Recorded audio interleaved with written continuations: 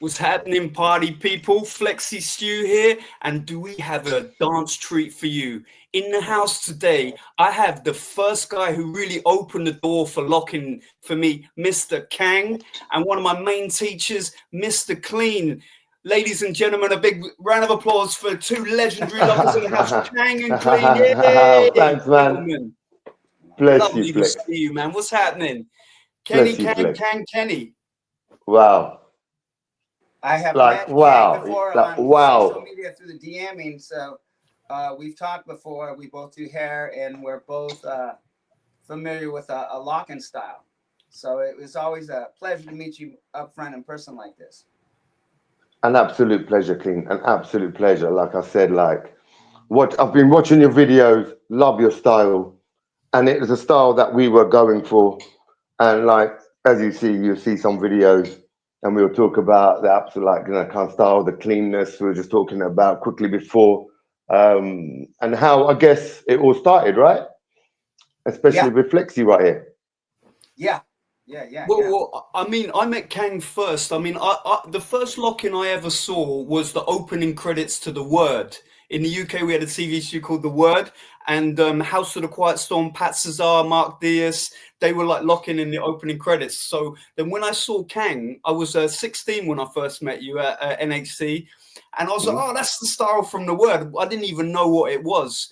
And Kang was so mhm. very generous, like, I mean, he gave me the style, and he's the reason why I'm locking now. A couple years later, I came out to LA and I met Mr. Kleen, and yeah, I've been trying to get you guys together for so long. And you're both hairdressers, you're both barbers. So yeah, the Yeah. two locking barbers. So gentlemen, what Well, I'm should we actually talk a about? hairstylist. I do mostly female.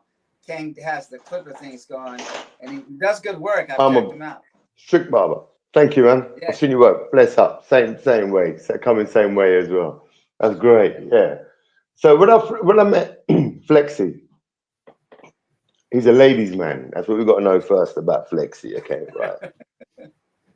Every time I saw Flexi, there was ladies around him. Yeah. And I went into North Arts College. This was our college, and I see a group of girls gathered around someone, and I was like, okay, what's going on here? Had to split through, and I see Flexi, right? He had his leg, holding his leg up, like straight up, just holding it, and he was looking good. I was like, wow, this dude, who is this dude? And he come from a dancing background, right? So we hit it off straight away. We were just chatting, talking, and I was already locking by then, basic Okay. moves. So I wanted to show him, okay, you got that. Okay, I want to show you what I got. And he was like, wow, I've seen that. What is that? And that enthusiasm I see was the enthusiasm I had when I first saw the dance on screen. And we just kind of just like every time we hooked up, it was just showing moves, getting down, showing the beat, wasn't it? It's just the basics, really, the up, down, lock, point. And I was kind of explaining to Flexi at the time how important it was to keep that straight move. Don't ever be lazy with it. Don't be coming up from here, uh, really be extravagant. Yeah. So where did you Um, get it from then, brother? Like that was the thing that I was very interested. Where did you get your information from? so I used to watch videos, music videos, loved music, right, and dancing. And I used to watch dances, and I never knew what the name of the dance was, just like you, right? I called it American funk jazz dancing, but from breakdance, the film, obviously, right, and Shabadoo, and everyone was popping. I remember in the 80s in England, late 80s, and spinning on their head. No one, not a single soul, I know, was locking, right? Um, but I was interested in that. And this is where we talk about when me and a fella called Ammo, Poppin' Ammo, we met. And he had a brother that was in a dance crew in the 80s, through the 80s. And he knew about the dance. And he said, look, it's called locking. So then it started from that. Yeah. It was gathering footage wherever we could. Soul Train, Xanadu. That's when we first saw, you know, Chain reaction. Sequence locking really tight. And we're like, yeah, that's cool, because you didn't see that much in breaking. So we kind of saw sequence choreography and thought, wow. And what we wanted to do, right, was to really get back into do something that would change the stereotype of what we thought the world looked at us, right? This is the whole thing. It was to change a stereotype and to show the world that we can do other things apart from drive taxis and own corner shops, right? Because it was a big thing. Racism at a time in the 80s around here, in the 90s. Yeah, we went through it, okay? We went through it. And that was the driving force for it. And Let me ask instead you of a question. getting violent. So, one of my teachers, one of my original was Richie Rich. And when he spoke to Gemini, he said that they didn't get footage of Soul Train like we did when I was a kid and stuff like that. So when you said Soul Train and you were trying to, were you digging up footage on the internet? Or did you get to see it on TV? No internet. This was all VHS, right? All VHS. Okay. So Well, you had with the friend that we have, Ammo, his brother was closely linked to Jeffrey Daniels, right? Okay. And he had some VHS footage, and then we'd see it from that. So, and also, this is crazy. My dad was a television and VHS engineer, right? So my house was full of VHS. Oh. And we would go through the films. And we had a neighbor who had relatives in Washington, and she would get to record this series or something. And the program before was Soul Train. And I got to saw some footage then. I was like, wow, what? Yeah, keep this. I recorded it. I kept it for myself. And I didn't know no names, who they were. So it kind of come from that love of that, seeing that on the screen, and then knowing someone who else who knew it, and working hard in front of a mirror with any footage we had to make sure we were tight. So straight away we were locking together in sequence, right? So we didn't even have. I love the fact, just hearing you speak about the hunger that you had to get the information. And I look at footage like this and it blows me away because I'm very familiar with that style. But Stewie alluded or let me know that people like Patrick Ellen and Jeffrey Daniels and Casper, those guys were out there early on. So it was interesting to see how you guys come in contact with these people. I'm also impressed with the guy Jimmy Williams, how learned those guys are. You know what I mean? So when I look at footage like that, I'm like, how the hell did they get access to that style? It's always just like fascinating me. Because unless you were really looking for it, you probably weren't going to find it. So exactly to you, man, I was really impressed with that. Exactly. Do you have to? Do you mind if we play this clip, Kang? Yeah, go for it. Go for it. Yeah. I mean, it's been the so next long video, I'm since going to tighten up.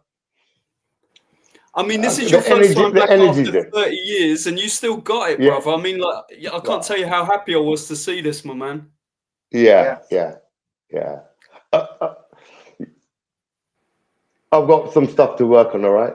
And the next video I'm going to put out there, I'm going to sharpen up moves, and I'm sure I won't be happy with that, and then move on from there. But this is it, like you said, Flex. You have to throw something out, right, at a time, and let's work on it from there for me. I mean, I'm sure Kenny will tell you, like none of us are happy with what we're doing. We're never like pleased with anything we ever do.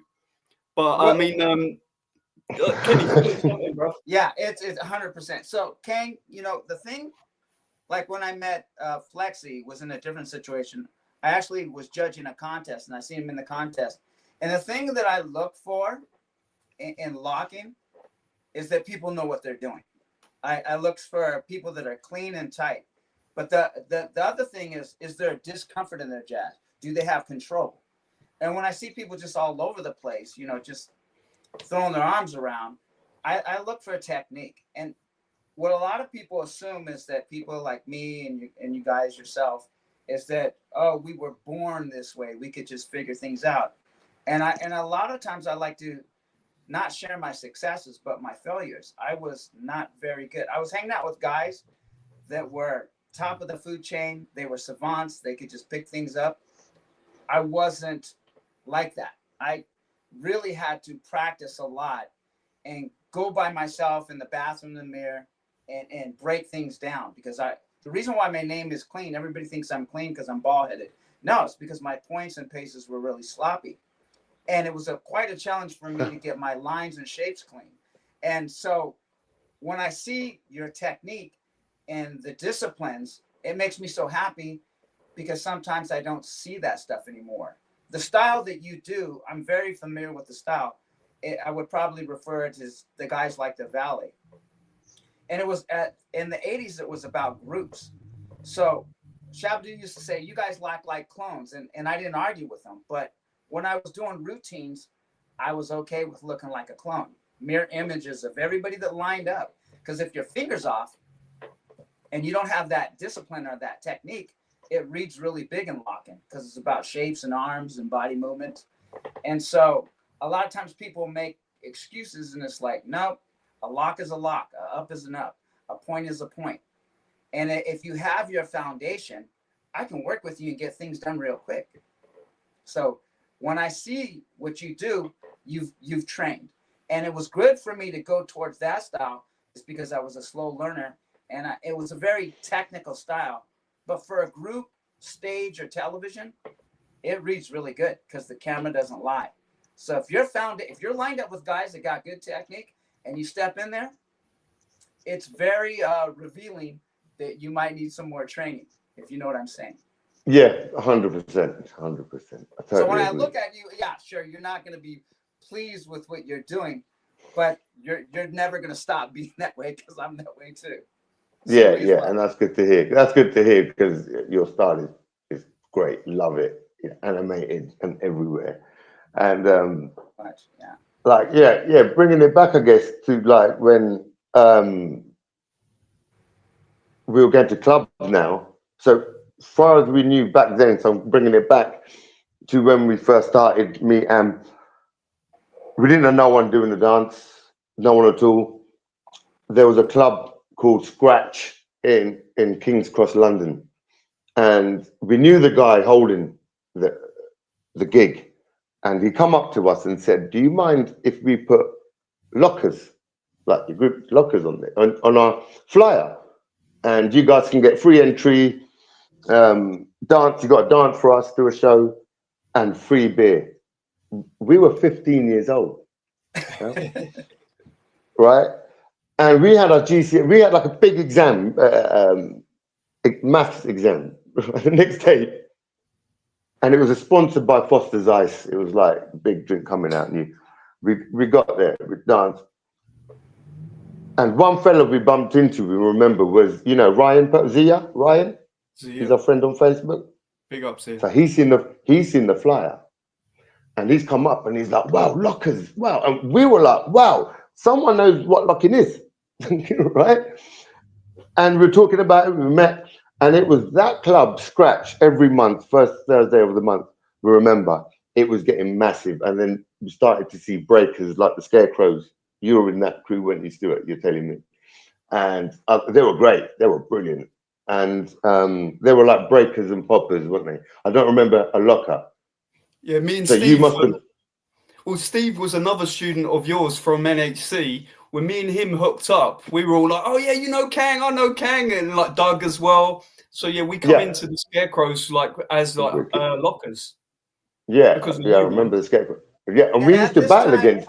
You guys are already aware of the lockers, and you've seen footage of the lockers, or nothing yet? I've not seen the lockers. I've seen the only lockers, Xanadu and LA City Rockers, you know, the all right stuff. So like, yeah, so you guys saw music videos. Yeah, that was it for me. So when I was watching, you know, the Soul Train stuff, Amo's older brother, who was linked to Jeffrey Daniels, he was telling, we were getting word that people in that, the dancers in what you'll see there were some of them are the original kind of, and from the Lockers. And then we heard the name Don Campbell Lock come about a bit later, and then we realized the foundations then. Right. Good. Okay. That's how interesting. that comes Yeah. about. Because That's it's how the that first comes. thing with me is that I was fortunate enough to be an age where we saw Soul Train. And of course, we didn't have access to them. And so going back to what you were saying, the first face-to-face encounter was at a nightclub. I went to a club that you've probably heard about. It's iconic. It's called the Ozone. And it was like a teen club. The age was like 18 and up. And so some of my friends like were getting in free, or we called that, like what you said, drinking beer, getting in free, having juice. And so some of my friends had juice there so I could get into the club free. And when I got on there, I saw all these amazing dancers. And the guys from the Valley, what I liked about them, that style, was that they popped and locked at a high level. And so Shabado had kind of came at me foul a little bit saying, why are you going to learn from them guys? And I was like, well, we didn't have access to the lockers. We weren't old enough to get in clubs at the time. I think I was approaching middle school or not even a teenager yet. And so they went off and did like 88 shows. They were going all over the place, introducing locking to the world.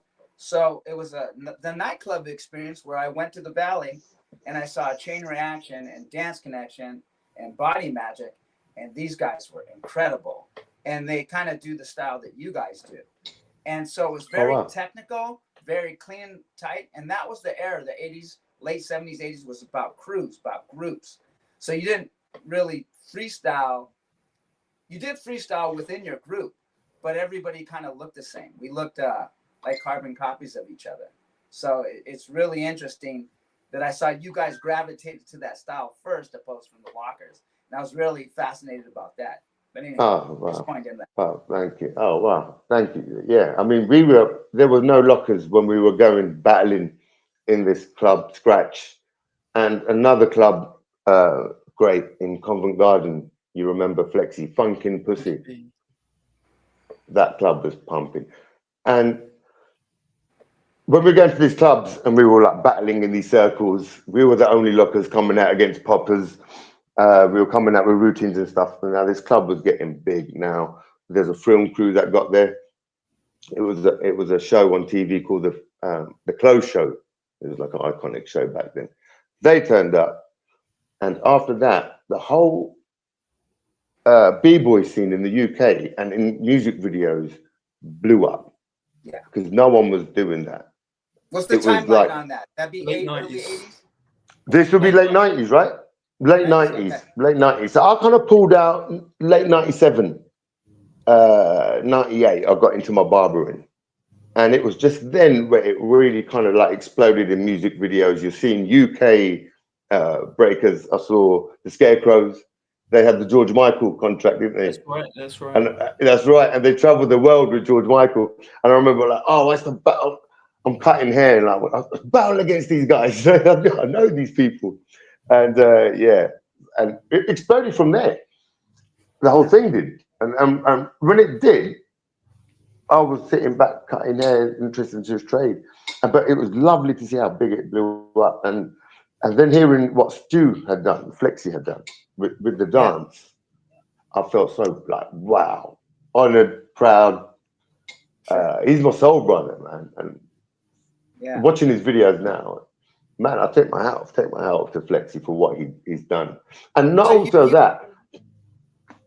You got in the club scene. You probably got some notoriety because you guys were good, and I can see that. I can see that you guys were in control, clean and tight. Did you guys? I'm curious. Was there any gigs available for you at that time to do like shows or maybe a commercial or videos? Was those opportunities there yet? That's what we were going for. We wanted to go for TV. So when we were hearing that, the Close Show was getting there, we were regulars at the club anyway. And as far as I can remember, shows we started doing when we first started, it was in town. It was for community shows, Okay. fairs for the council, and it was these kind of things.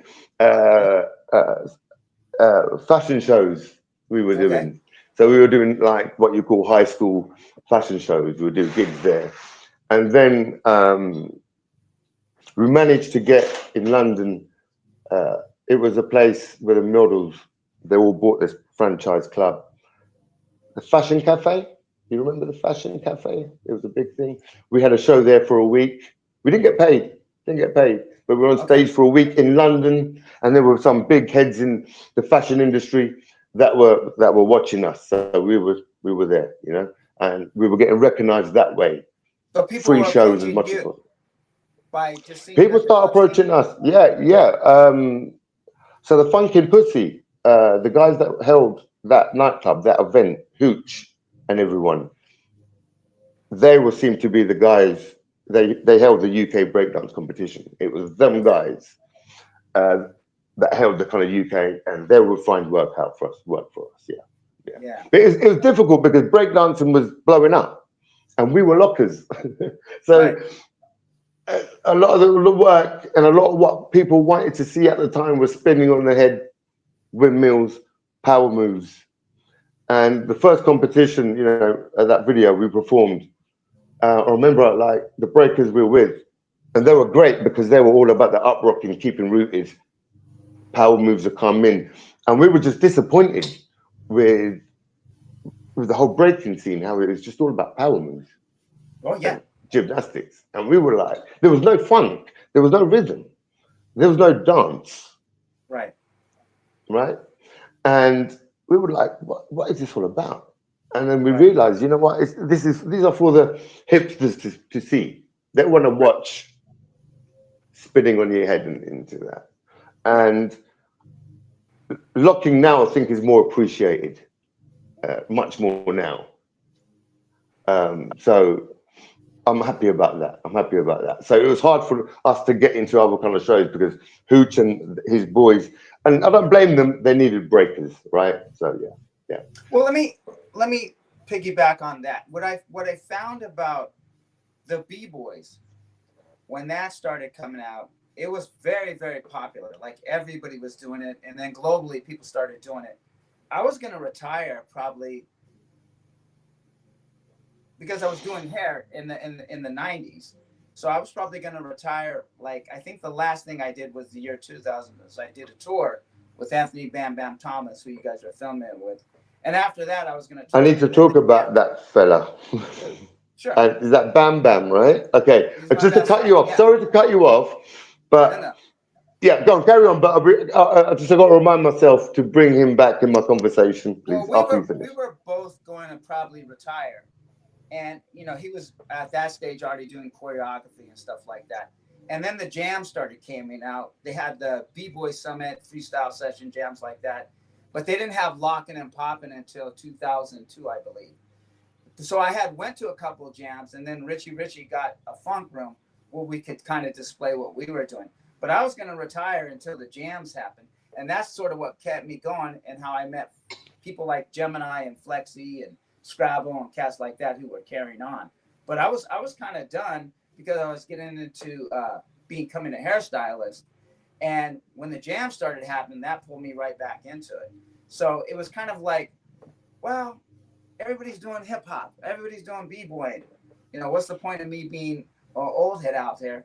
And then what I do like about breaking or b-boying is that it resurfaced popping and locking and put everybody back on the map. And it was kind of that internet, like who knew the internet was going to be bigger than television?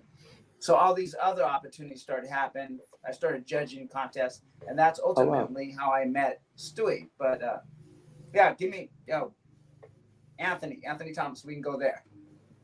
So I didn't know when I used to watch the All Right videos. Okay. Yeah. And we saw the LA Rockers, and I was blown away. Kleen, that style, the whole like two-tone shoes, sharp. I was like fresh. This is what we need. And for funny enough reasons, I think I saw that quite later on, kind of like while we were doing routines. But anyhow, I used to watch that video religiously, and it was only a few second clip of this one fella. I didn't know who. I Jazzy saw J. the energy. Pop, pop, pop, pop. Is the energy? Pop, pop, pop. Yeah, and I think he was wearing a checkered locker suit, right? Jazzy J. And he's bam, and he comes out. Damn, he's there. Yeah. And who is that? Jazzy Who was J. that? Jesse James. And he Jazzy does that James. screw bop, and it looks like he's staying in midair for 3 seconds. Shoot, Jazzy, arms pointed out. Yeah. Yeah, that's Jazzy, man. So he's only in there for a second, isn't he? Right? Yeah. Not He even should have that. kept that Yeah. running. Man, Jazzy, right? So I got confused. See, this I'm still learning the names. Okay, I thought that was a fella called Bam Bam Bam. You're talking about. Yeah. So that's Jazzy Boogie. That's Jazzy, right? Yeah. Man. So yo, the guys I was locking with at the time, when we first saw that, the next day they went, "What happened to you? Where did this energy come from? Where did this?" And it was that little clip. Yeah. Because as you remember, we're talking about everything we were doing was choreography, bam, straight, making sure everything was straight. And I also felt like there's no character coming out, individual. Yeah. Right. Like you said, we can be clones there if you wanted to be, and of us can be clones. And when I come out solo, that's what I went for. I went that little tiny, half a second clip, and not even that, was what I went for and made me a much more powerful locker that that Flexy saw. That's what I saw, and that was my inspiration. I didn't know whose name was that. And why is it not in the video for a lot longer? This dude, Well, that's what everybody this part, this energy, this bang, bang, bang, bang. Wow, that was wow. And still today, that's still what, like, even though it's short, is up there as my OG. I wouldn't be there. So that's Jazzy. And Big I'll up, Jazzy, share man. I'll share some inside stuff with you that probably people don't know. It's interesting that you bring that up. But it's funny. In I think it was 1999, 98, Greg Campbell Jr. had a class, and it probably was 99, and I was on tour at the time, but Greg Campbell Jr. had a class, and me, Flowmaster, my ex-girlfriend, Seven, whose studios was my dance group. We went and took his class. I don't really take class, but I take Greg Camelot. He was the teacher of the lockers. Oh, wow.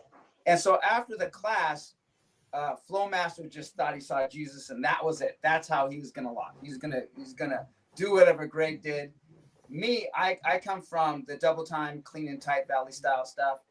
But Greg, once you get to a certain level, as you guys know, probably with Stewie and you, is you take interest in people. And so when Greg when I met him and he had worked with the Rockers, he saw me doing stuff and he gave me some footage of a VHS of probably about over a couple handfuls of show with Carol Burnett, Dick Van Dyke, and all that stuff. And so when I was learning from Chain Reaction, Body Magic, Rockers, Dance Connection, all those people, it was about the groups, clean and tight, very together. But going back to what you're saying, that character and personality is what the Lockers had that we didn't. I needed to learn how to become an individual. So I got that from the Lockers. But the reason why Jazzy, he had already worked with, he had that VHS way before us and didn't show any of us. So we were still doing the Valley Style double time. And we were like at his house and we put this, like, what is this? And he had all the Locker footage. He even had the Gershwin show from Canada, Carol Burnett, Big Van Dyke, Soul Train. He had all these shows. We're like, why did you show us this? So when I got my VHS, Anthony stole mine for a while before we were going on tour in the year 1999 to 2000. And he was like, we got to change our style. And I was like, man, Seven's just learning. Like, what are you doing? And he's like, we got to humble ourselves. So in terms of the Valley style, and I'm glad you brought this up, what I love about it is that in terms of routines, the double times and the combinations, I put it way up there. So just in terms of, it was great for stage and it was great for television. So when I will look at you guys on stage, you guys are very clean and tight. You should look like the mirror images. But when it comes to what you saw Jazzy doing, when you hit your solo, like not a lot of people can articulate it. And I know you can just by the way you're talking. When you look at the lockers, they were very together in their routines. But Fred Berry was very bouncy when he locked. Greg and Don were very sustained and power, strength. Fluky Luke and Shabadoo were very double time. That's where the Valley style was influenced from those cats. So as a unit, probably Campbell Lock style at its best was it. But when it came to being an individual, I didn't get that from the Valley. I got that where Jazzy got it from and where you got it from the Lockers. How to look. When you solo, you have to look different than everybody in your group the way the Lockers did. But in terms of the combination and the cleanliness tightness, I don't know if you saw Chain Reaction's documentary and Xanadu was in it. It was Lord of the Underground. I can't remember the name of it. Underground Dance Masters. Okay, so they slowed down them in Xanadu. And frame by frame, they were exact. And so a lot of these groups, when they're out there doing shows and stuff like that, probably the reason why you like that style is you can see blatantly. It's a very revealing style. If you're not together on stage, if you don't have your spacing, if you don't have your shapes lined up, if you're off, it's very revealing. So in terms of the routine, I will always love the Valley style, but I had to go more to the Campbell Lock style, what Greg had to become an individual. Just the fact that you can articulate that says a lot about you that I think a lot of today's generation might not understand. So I'm glad you brought that up. Yeah. I think it means like, when you see the character and also the real funk I see in the dance, not just being stick and just doing it because you've been told to. What I saw there was someone having, I'm going to spell my language, an effing good time with the dance. Yeah. I like blowing to it say away. more than funk, because when you look at Chain Reaction, they were very funky in their routines and their solos.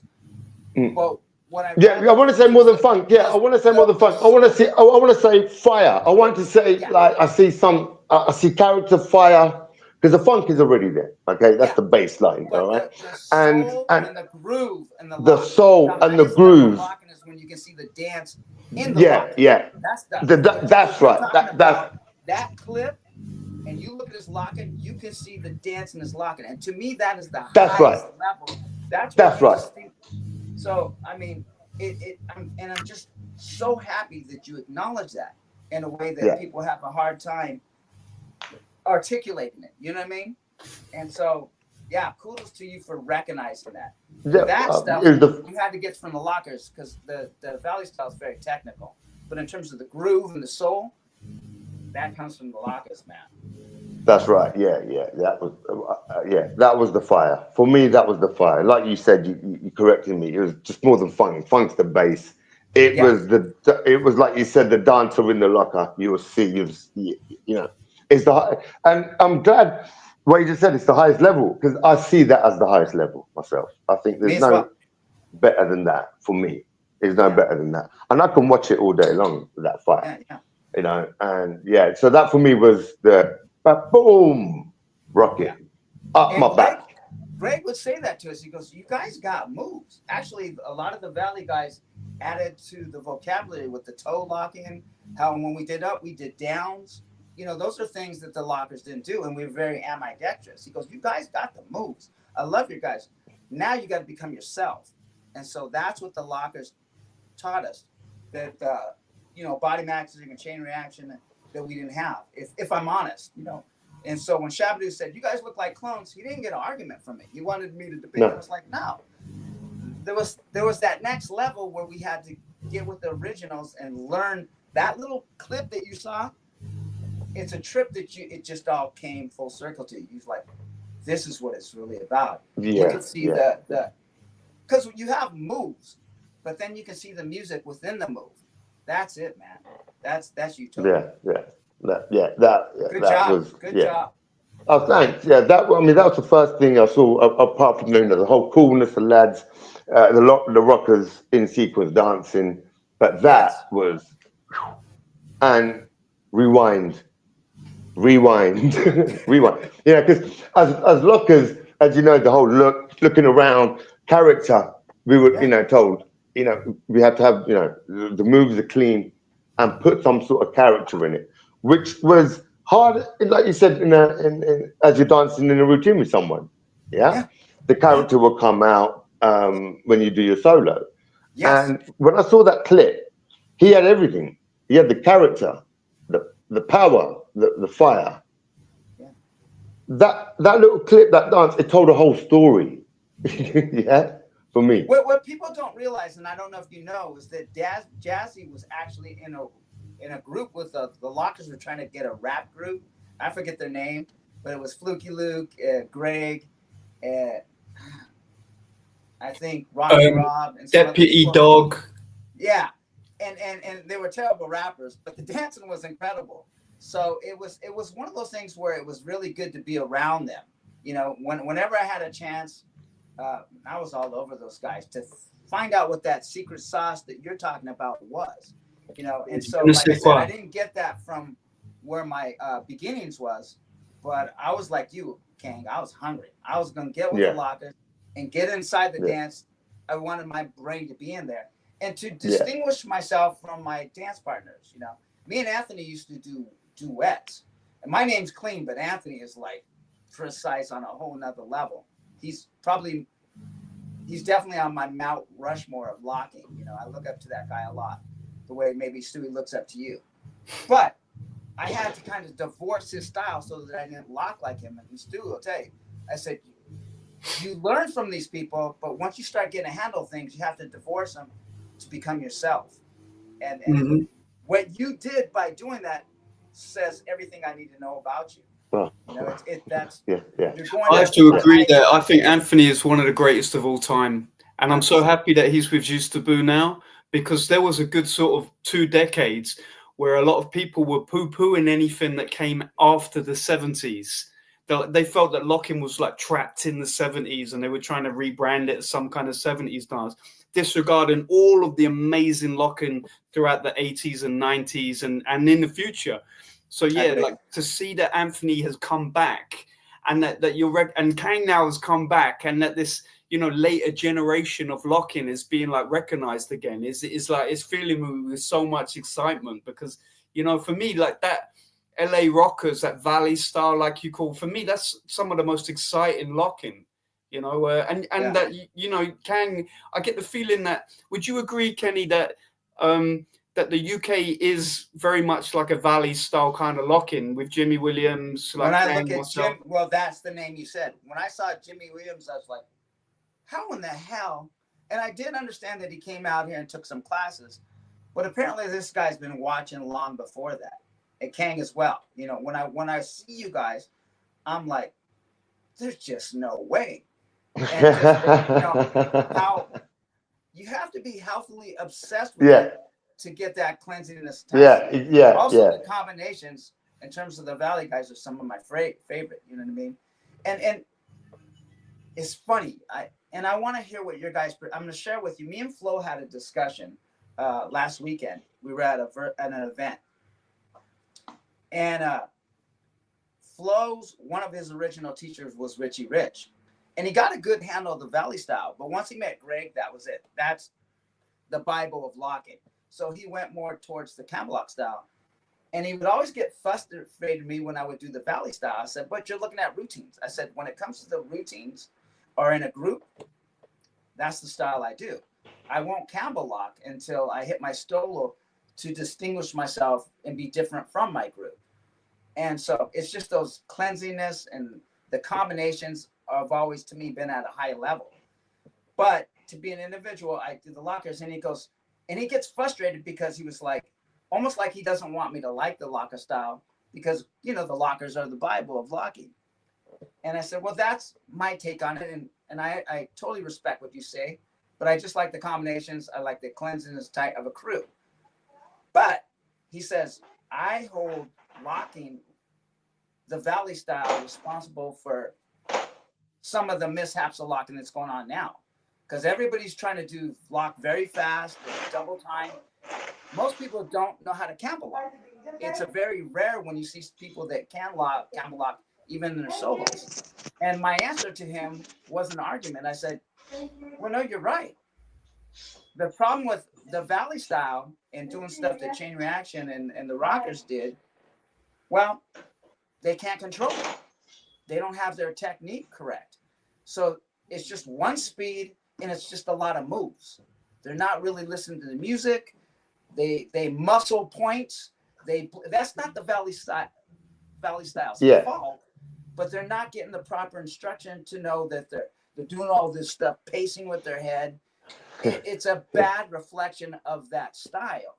It's not the Valley style's fault, but in a sense, what he's talking about, everybody just doing a bunch of fast combinations. I understand what he's saying because people are more doing the Valley style around the world, trying to. I'm not saying doing it, than the Campbell lock style. The Campbell lock style breathes a lot more. There's a lot more time. Yeah. Like when you were talking about you're in a lock position, you can go up, you can go down, you can go sideways. There's that control that it I like the Valley style because I was good, because I was slow learning. I could be technical, but I had to learn how to control it, and I had to learn application. That's what a lot of people aren't doing. The way you have control, the way that you're not rushing or you're late, you have your foundation in place. So when people don't have foundation, the Valley style is going to be very challenging because you have to have a lot of moves, and it's double time. You don't have as much time to breathe as the Campbell lock style. So I understand what he's saying, but I don't know if he understands what we're saying in terms of it's really not the style's fault. It's about the end of, like, when I see you guys dancing, like, that's not an easy style to learn. It's very difficult for you guys to get that information and get control of double time because there's a lot of moves and you had to be ambidextrous. I see you do using both arms, you know? And so I'm very impressed that, people overseas were able to be in control and have their foundation in their technique and not bleed or muscle moves. So I understand what Flo's saying because everybody's trying to do a style, but unlike you guys, that's a hard style to learn. Does that resonate with you in terms of what's going on? It was very, you know what? It was very hard. I get that totally. I totally get that. I mean, to do, like you said, both hands, same time, ambidextrous, like you said, that wasn't easy. That wasn't easy. You know, being strong with one, for instance, on your right hand side, and to be just as sharp as your left. You know, the scoops I found very hard to do with my left first. To get that leg right up and to bring it across, very hard to do. You know, and I remember just practicing until I could do like 3 scoops on the trot and make it look just as good as my right. Yeah, and when you're seeing locking today, I don't see the discipline that you guys had, or even in the early Stewie, when you were in the game, early 2000, and you guys were disciplined. What did Bruce Lee say? He goes, I'm not afraid of the person that has 1,000 moves. I'm afraid of the person that does 10,000, they'll move 10,000 times. And obviously you guys were making sure that you weren't muscling, that you had a good recall. Yeah. These are things that people don't talk about. You think you can just throw Uncle Sam points out. Just as good as it go out, he's got to come back in good as well. That's right. Just a basic, simple point. You know, when you look at someone just from the point and how he throws and how he gets there, you can tell just a lot from just that, what you said, you know, the character and how hard it is for just to do that. Just to lock his point, to get it right, I wish I could be there, just to get it right and to stand right and to make it look the way it's meant to be, you know, and with obviously the baseline of the funk and now trying to put something extra on top, what we talk about. We need a word for that. I need a word for that. When I look at you guys and the people in the early 2000s, I'm not seeing that as much in terms of the value of technique. Except for with Asia, wow. And me and Studies have to, and some of the girls in Russia, with the exception of Zeus in America, who's from Mexico, Lady C, amazing. But it's very rare when you see people that have that control that you guys had. Stewie as well. When I saw, I think he placed 3rd in a contest, I was like, how did that little shit get there? It's not easy to do that style and be clean and tight. Because of Kang, man, because of the UK, because of all of and thank you, Kenny. But honestly, I didn't realize at the time of how fortunate I was to be around people like Kang and Jimmy Williams, Pat Cesar, that there was a movement in UK of like really stylish dancers that really loved it. And I don't know if the community is still there now. I know that Jimmy's still rocking, and I sometimes see clips. There's a few guys, Tommy, who does his classes. A few guys, really great stuff is still coming out of the Pineapple Centre. But I'm not really involved with too much of the locking battles that are happening these days. But I know that you are, Kenny. Do you see any battles or anything that's happening that's worth talking about? I'm at in terms of the states. I'm at all of them. That's in my proximity, and proximity is an important word for this culture. You know, be where it's at. You know, and so when I saw a freestyle session, a lot of times Anthony and Bruce at Just a Boo had to sit down, and fair to say that locking as of lately has suffered more than the other. Like you look at poppin', the way it's evolved in the States, it's amazing. Very good ham. You have Slim, all the Boogie Brothers, you know, all those cats. Locking outside of Zeus and Lady C, maybe Joy the Jam, there's people, it's very struggling, and in some parts of the world as well. So, you know, they're trying to figure out how to bring people being prolific. When I look at you guys on stage, you guys were professionals. You were prolific dancers. You were professional lockers. And so that is suffered compared to the other art forms. And so, you know, here's the thing, and you guys share with me. I look at somebody like Jimmy Williams. I don't understand why in Europe, that guy isn't the biggest guy out there. He's so good at what he does. He's so educated and has done the work as you guys have. I think it's went to other people where they do sets. They're not really freestyling, and they don't have the technique and control that he does. So Europe has suffered in lock-in. You have people that are famous, but they're not like Gemini, Scrabble, Flow, like your guys' generation, or even what you guys were doing on stage years ago. And so that's fallen to the wayside. And trust me, I don't want to be an OG hater. When it comes to people being good, as you guys, I'm on board. I'm really ready to celebrate who's out there doing really good things. There's a kid named Mecco Flex who is going to start killing it. He has a really good interpretation of style. And he's great. He's going to, but it's a shame that he's not famous yet. He'll get there. But, you know, maybe people like Anthony be back in the scene and you guys coming back in the scene. You are what you eat. So probably one of the reasons why I haven't retired yet is because I don't care what dope poppin' circle. And Stu, you're familiar. I'll go right up in that poppin' circle and I'll let them know Lockin's still here. It's not what I say, you know, and I don't want to say names, but it's they don't care what I've done past. They don't care about my trajectory. It's all about what I'm doing now, and they see. And if they see, you know, people bleeding moves and muscling points, they're going to do the same thing. So when I hear you guys maybe coming back out, they got to be fed that. Or it's going to be a real challenge for Lockin. That needs to. You're 100% right. 100% right. I totally agree. Needs to be seen. Some of the, like, I've been from scrolling on social and watching, I think even older locking battles from the early 2000s, even now. I haven't seen nothing special from that.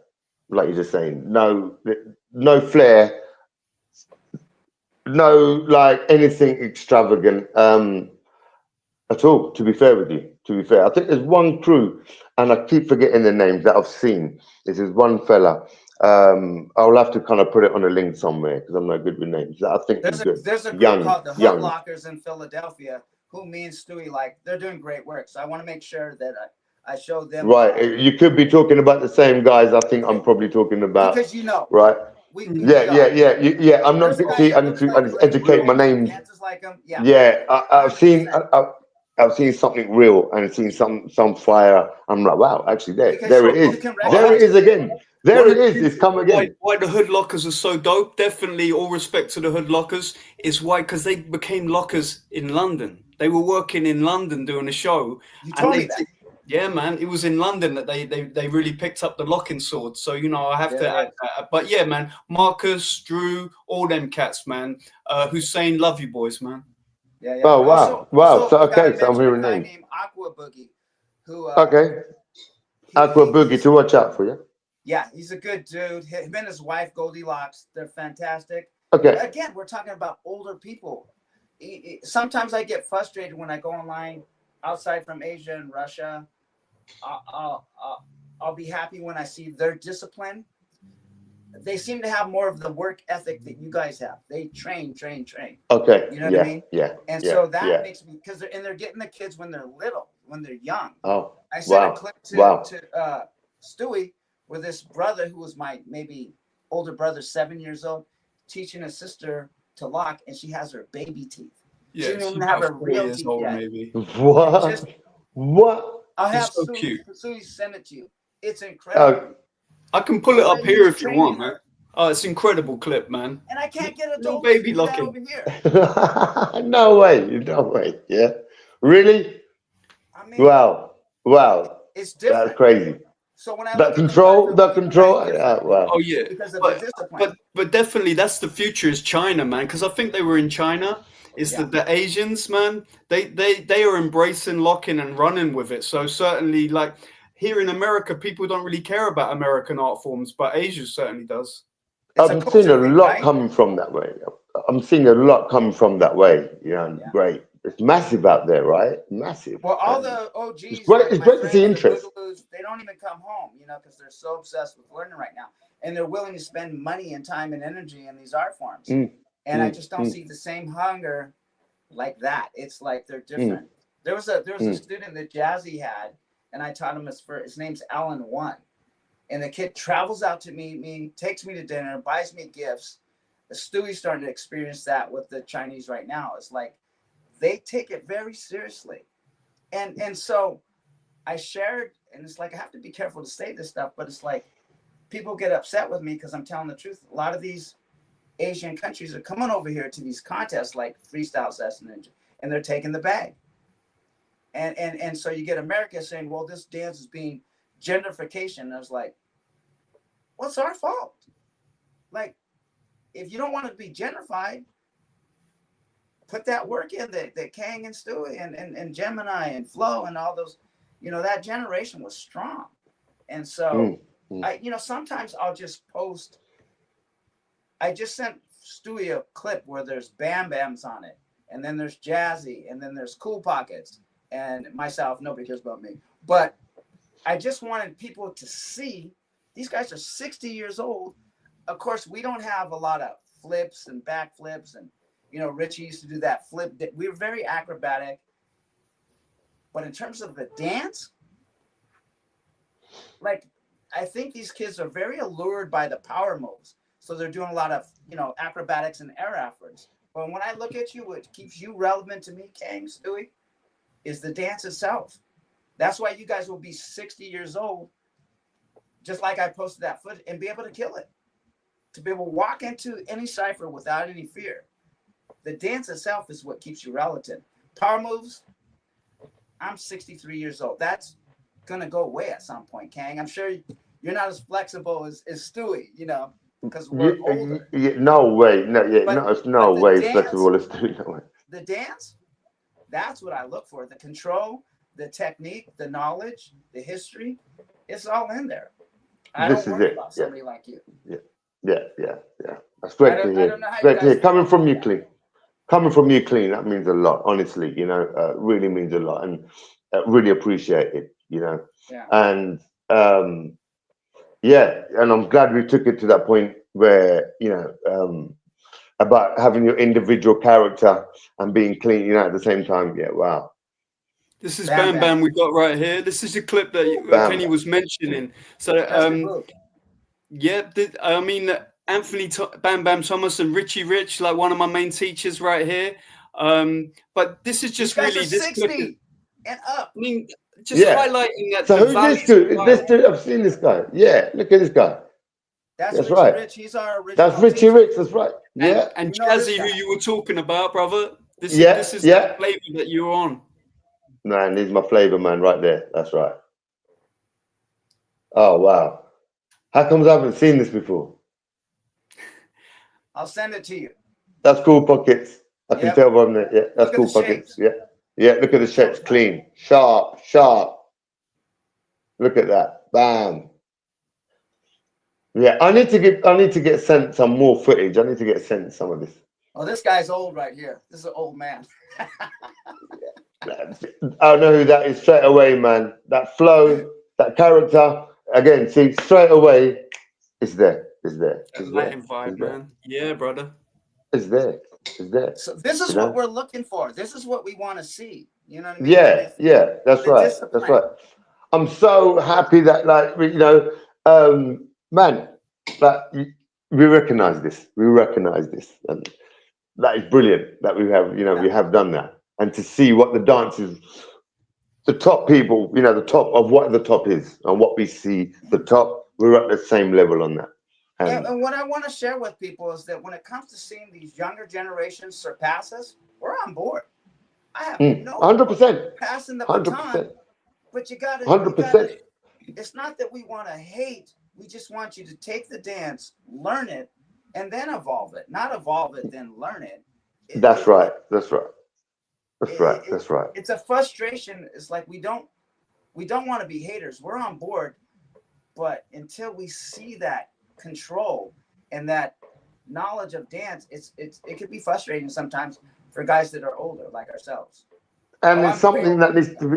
Yeah, you look good. You look good for your age. It's that sun, man. We need that sun. I tell you, in England, it's not good, man. But yeah, 100% right about that. To see that and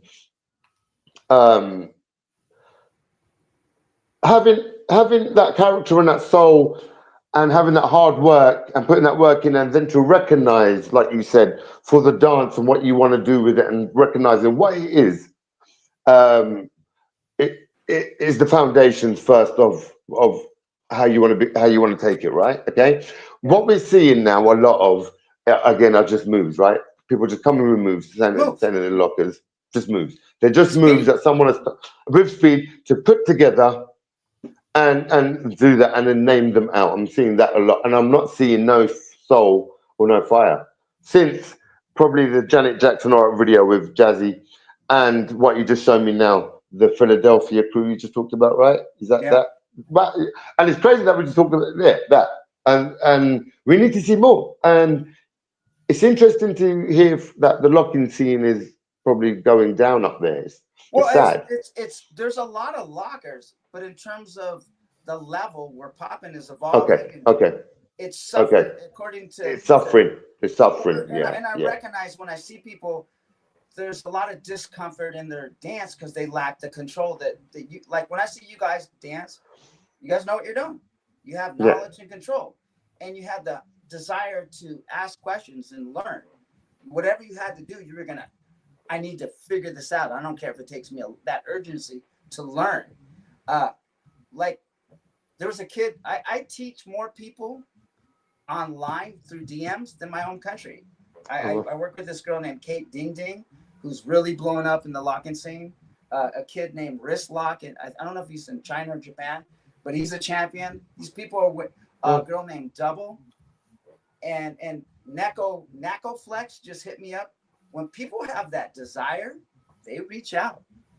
Like when Stewie got his hands on this and started coming to America, okay, let me find out what this is really, and go farther, go deeper, And so I don't see the urgency. Like I said, there's people that are around me, and the people that are asking me questions are from other countries. Mm-hmm. That to me is sad.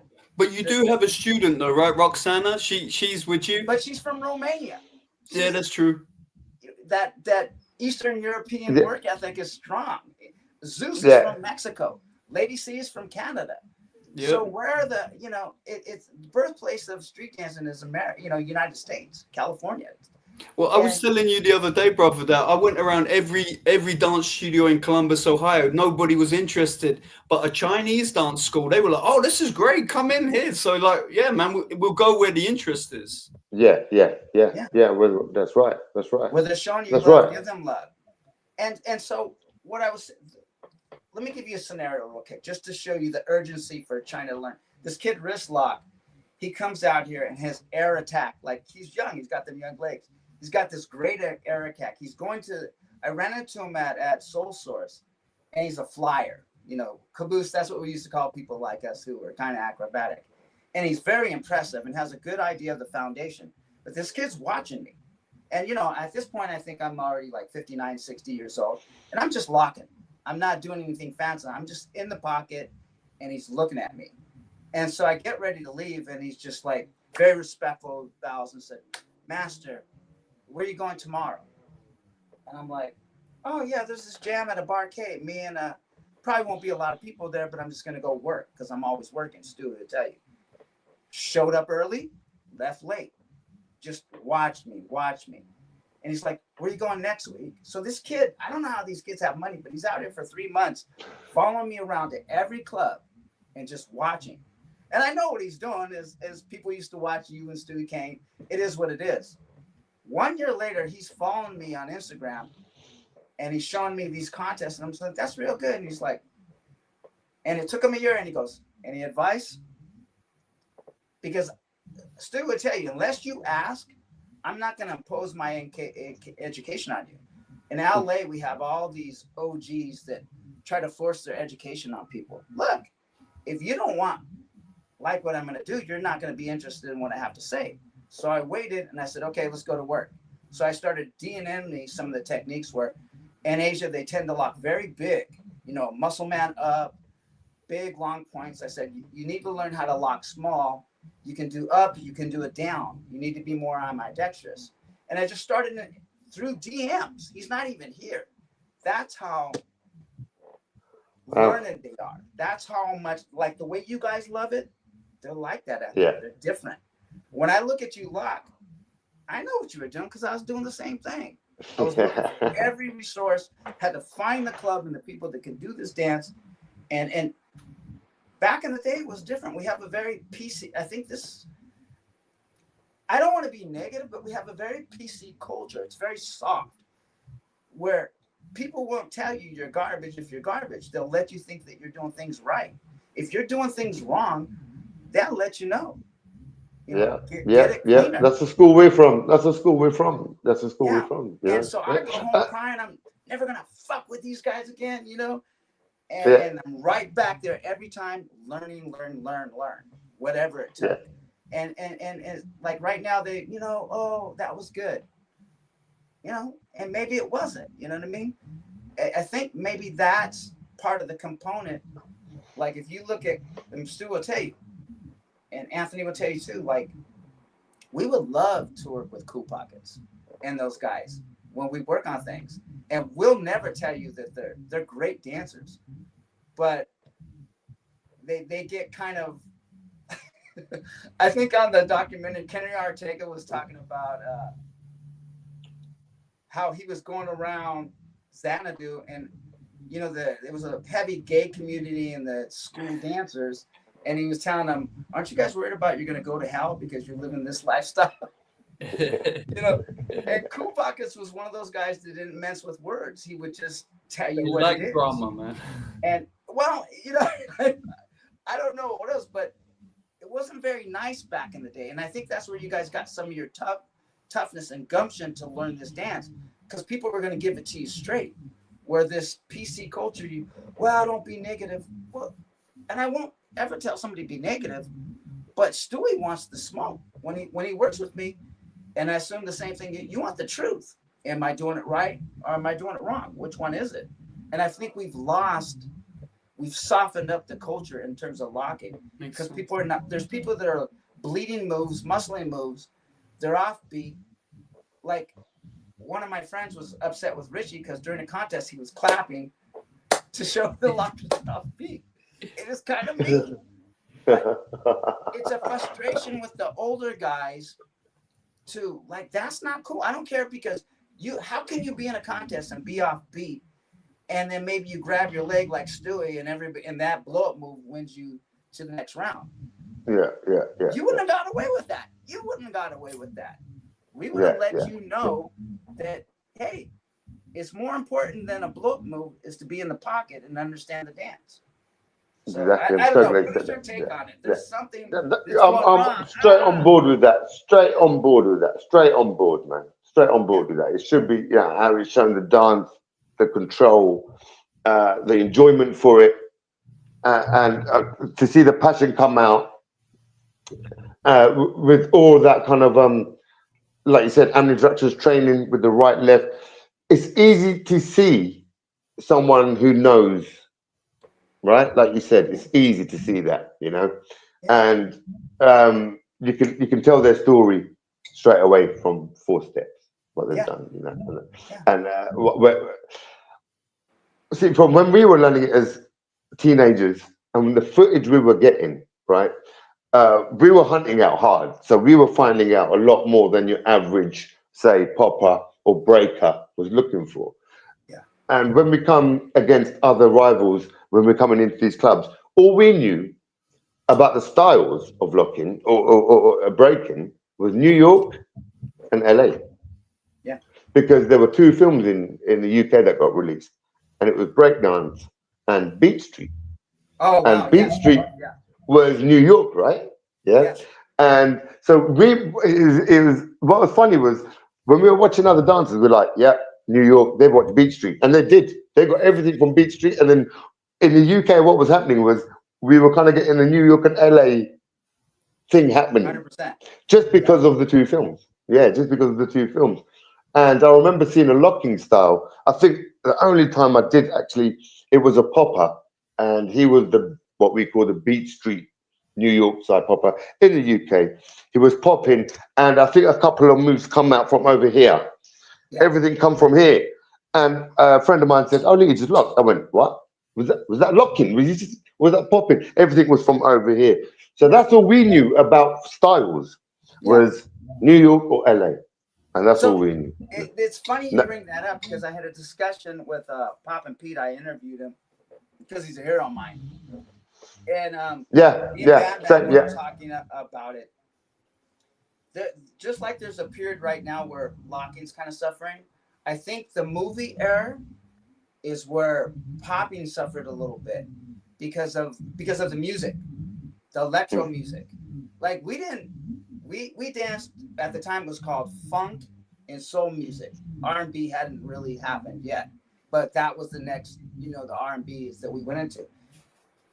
Electro was very fast, really rigid, and so a lot of the people from that electro generation, we weren't in those movies. We weren't dancing to that music. That was kind of like the entertainment business putting an East Coast sound and slang on the West Coast in terms of the funk style. We didn't dance to the music. We didn't dress like that. We didn't talk like that. That was BS. But when people see the powerful vehicle of television, say, "Oh, that's what it is. We're going to start popping and locking to electro music." Lockers and poppers didn't dance to electro music. And people to this day, they're like, "Kenny, how come I don't hate on electro. I mean, Taco and Bob and Andre, there's people that do that very well. It just wasn't soulful and funky. I just didn't like it. Back in the day, we didn't dance to that. But the movie said, this is what popping and locking is about. And so popping to produce it. And so there's a generation of me and Stu were talking pop lock culture that said the term pop locking is really 2 different dances. When they said pop lock, it was people from my generation who studied the lockers and studied the boogaloos, and we did both. But that became the umbrella term for popping. So that whole generation after me, the people that are around 50 years old, the pop lock culture, are very upset about my generation and the people that killed it with Michael, with Captain EO, and Janet with the All Right videos. They're upset that we didn't. There's kind of a blame game that we didn't put them on, so to speak, for the movies and shows and videos and all that stuff. And I think it's very disingenuous because maybe they didn't get picked to do stuff. And they're like, "Well, I know those guys." And I said, "Yeah, we all did. Look, I wanted to be in Captain EO. I'm sure you wanted to be in Captain EO. It was you had Taco, you had, Hugo, you had, the Booyah people from the Booyah tribe, you had Jazzy, you had Skeet Rabbit. Everybody wanted to be in that video. I don't blame them for, me and Anthony was like, we wanted to be in there with them too. And so when it comes to blaming the lockers and the boogaloos and people that got put in with that whole Michael era, I blame them for inspiring me to get off my ass and make those jobs happen. You know, I don't know how it was for you guys, but it's very much about hard work, which what you guys do. And like London, it seemed proximity. You got to be wherever it's at. That helps out amazing. This is what I tell people: wherever that what you're going after, be around it, and be around the people that do it at a high level, and it's gonna slip into you. And so, before I did anything, my first gig, everybody assumes I got my first gig from Anthony. That's just not true. And that I had representation. That's not true. The rockers used to dance, and you probably saw footage with Puma. And so they were doing industrials first, because we weren't getting the gigs with Michael Jackson. They created their own source of income. And so my first job, I worked for Vaughn's, a grocery store, and they bought out Alpha Beta in the United States. And so I started doing shows where they did grand openings, and I would get a crew of people. This is my first professional gig. And we started doing shows right in front of the stores for impulse sales. You know what I mean?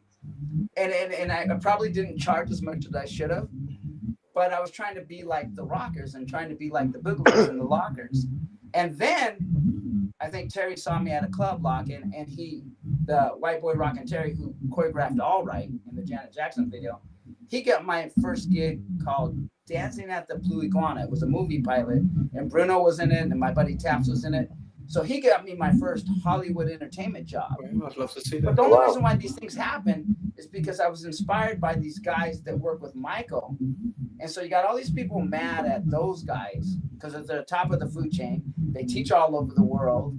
And so it's their fault. No, it's their fault that I got to be around the people that work with Janet, and it inspired me to go after these gigs. And then somehow you just get, like, for Stewie to be around you inspired him to go after things, you know. And don't blame, get off your butt, learn the dance, and then things are just magically going to happen. Does that make sense? Yeah, 100%. Like you said, get out there, get in the scene, the top people, see what it's about. If you really want to, you know, push it out, push it to your own limits, you have to. There's no way you're not going to get nowhere without that. You know, 100%. I agree with you totally. So you're back now, Kang? You're training, you're back, you're going to stay locking?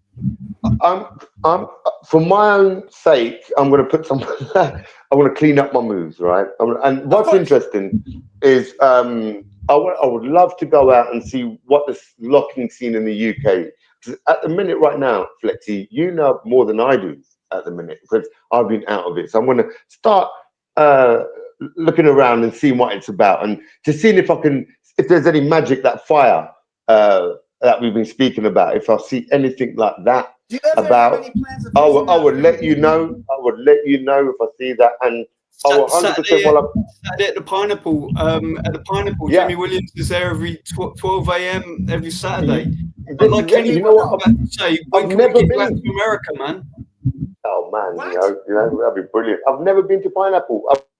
I think I've crossed paths with Jimmy a few times back in the day. Because was he with the House of the Quiet Storm?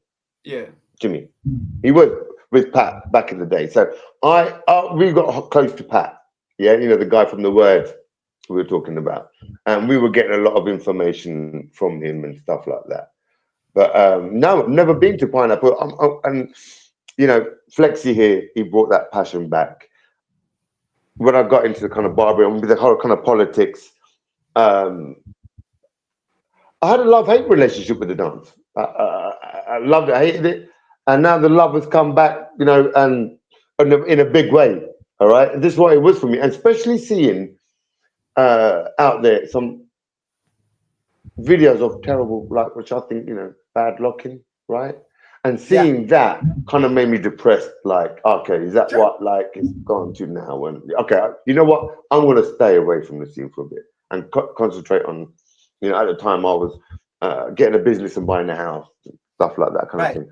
But look, just speaking to Flexy and speaking to you right now, you know, and now I'm and just hearing your side of what you see from the dance, and it's the same level as, it's the same thing. It's the same. Has made me now think, right, I know what good looking is for starters. Yeah, I need you to feed you're up there. This art form. You're up there with me. So you know, Yeah, and because you're just saying the same things I'm saying, and you're looking out for the same thing I'm looking at. Now I know I'm at the right place with it. Okay, in my head, well, what I want to show people and what I want to teach people. Yeah. So, and just having you and Flexy on my side agreeing on that, I will go out and I'd love to push that across and see that. Okay, and that Yeah. and to see that and push that Yeah, 100%. man. So I'm gonna go out to Congregation. Pineapple Studios.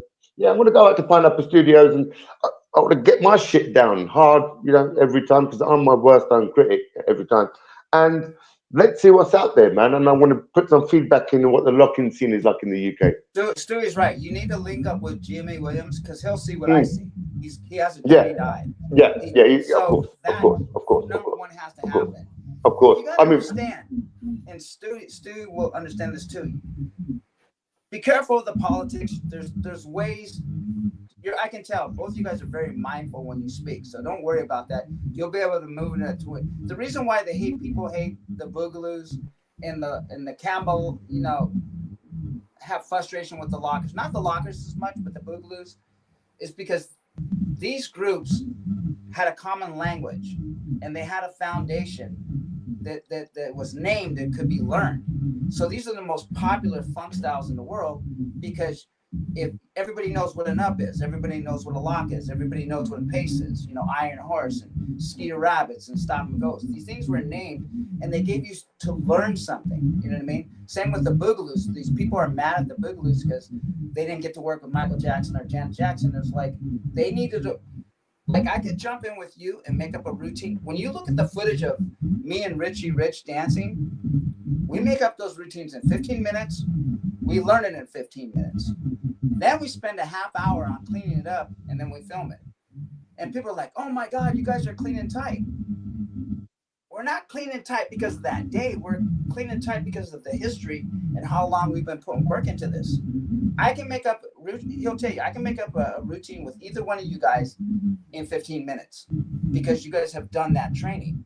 So when I work with people, I don't want to work with people where I see some of these lock-in groups working on a routine for a week or a month. I don't have time for that. You have to have enough foundation to pull you on a project. If you don't know your history, you don't have a foundation, I don't have time to give you that time. When I'm doing professional shows, I'm lucky if we're getting paid for 2 rehearsals. That's with a big budget. Like if you're with Janet or Priority Act, you get a couple paid rehearsals. So you got to be able to pick it up and do it now. So when Jimmy sees or you guys see people, you can recognize they have control of the style. They understand the style. Those are the people that get picked for gigs. And if you don't have that, don't blame people for your trajectory. Don't blame people for your career. If I see you, let's go. We're going to link up, go to Richie Rich house, and we'll spit out a routine within an hour and have it clean. Oh man, that would be a dream of mine to be in a routine with you boys at Richie's house. We've got to do that one day. But we've been going like an hour and a bit now. Like if we can wrap it up, I just want to say thank you, Mr. Kleen, Kang, for all of the lock-in that you've given me, but also that all you've put out to the world. You fellas have influenced so many lockers. So please, I just want to hand it to you. The last thing before we sign off, Mr. Kleen. I appreciate you guys for taking the baton and really learning the art form. Like I said, when I see your technique and your control, that's the most important. That's what's going to keep you guys relevant and keep you going, And I don't know what the bar is. I'm 63. I plan on doing this till I'm at least 70. And you need to, both you guys need to keep on and sharing this art form because it almost died at once. It was almost gone. So, like I said, I need you guys to be soldiers in this fight against, let's get it back strong again. You have no idea the impact that you guys will have. That's it. On that. Roger that. Roger that, Mr. Kleen. We're on that. 100%. And just hearing that from you has made my motivation. It's got a rocket boost up there now. Yeah, you know what you're doing. Yeah, And yeah, yeah. take And the just hearing you say conversation that, you know, when we spoke about, you know, that what I was looking for, and bam, you knew instantly. Wow, there it is. Just for your recognition of that, you know, I'm at a much like place where, right, okay, I'm gonna take it now. I want to take it now because I've got a good person just told me this. He's on the same board. So yeah, we're going through, man. We're gonna do this. Stewie, and answer me this. Like, in terms of the state, I got so frustrated where I had to take a Romanian girl because the work ethic is strong to train, to dance and do videos with. I had to teach somebody how to lock, not from scratch because she would take Anthony's classes. But I've said that classes don't really teach you, routines don't teach you how to do locking. You have to break everything down. And so Rich, you know, Stu just shared with me, he's got a student now, and it's that Chinese work ethic. Now he can start showing the world by doing routines and being together in tightness, you know, being more prolific. So Kang, you know, if you can train one of your kids or train a student, just so you can put product out there and they can That's right. see that. Definitely. That's right. I'm throwing Because it footage needs to out be of done. 60-year-old guys and they're killing it. We That's need right. Sangat. It needs to be done. Sangat, congregation is so important, man. It needs to be done. It's a revolution. It needs to be done to bring it back, to show the world this is what it is, not just move the, you know, the real deal. Okay. Well, this 100%. conversation, I mean, we could, like guys like us could talk forever, but we should Yeah, really I wrap know. it up. But Yeah. we can definitely come back on and do another one in the future. Cool. Like when we've got some more footage to show, like maybe when I've got a Yeah. bit, you've got a bit of lock-in, if we can come back and we can show some stuff. But yeah, definitely, anyone watching this in the future, please reach out to Kang or Kleen or myself. Yeah. And let's just keep this conversation of locking rolling because we're all in this together. And as I like That's to right. say, one lock, man. Irrelevant of Yeah. the Star Valley, Star Orange County, Japan, France. We're all lockers. We're all in this together. So Yeah. definitely Yeah. one lock. Yeah. That's right. That's right. One lock, bro. One lock. Well, love you, brothers. Thank you so much. I mean, you've made my day. And yeah, let's just let's keep this going, man. Okay. Good honest Wicked. conversation. Thank you, Mr. guys. Clean. Thank you, Flexy Stu. Thank you. This has been brilliant. If you ever It's been come out, brilliant, you gotta man. let me know. We gotta work. Either we'll meet where Stu is, or we'll meet where I'm at, and go to Rich's house. 100. We gotta make this happen. All Can't make right, it happen, man. we will do it. And gentlemen, we are no longer